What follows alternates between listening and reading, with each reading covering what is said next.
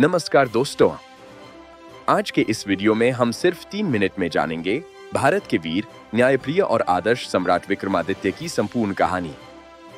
विक्रमादित्य को भारत का एक महान और आदर्श राजा माना जाता है।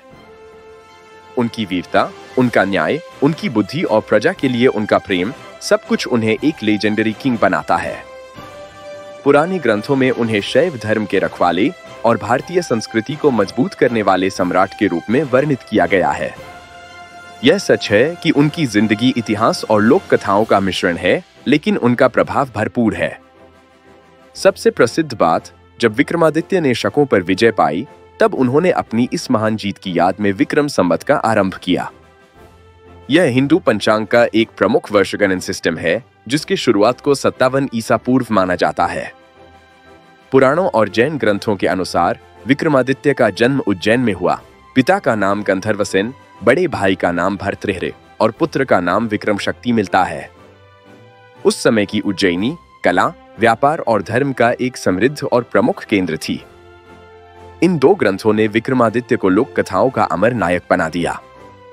बेताल 25 अद्भुत कहानियां, जहां राजा विक्रम की बुद्धि, साहस और धैर्य का परीक्षा होता है।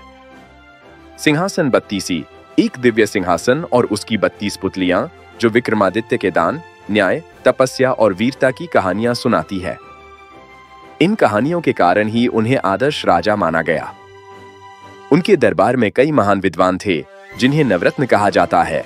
धन्वंतरी आयुर्वेद, क्षपणक ज्योतिष, अमर सिंह अमरकोश के रचयिता, शंकु वास्तु, वेताल भट्ट तंत्र और ज्योतिष, घटकर पंडित कविता, कालिदास भारत के सबसे महान कवि, वराहमिहिर ज्योतिष और गणित, विष्णु शर्मा।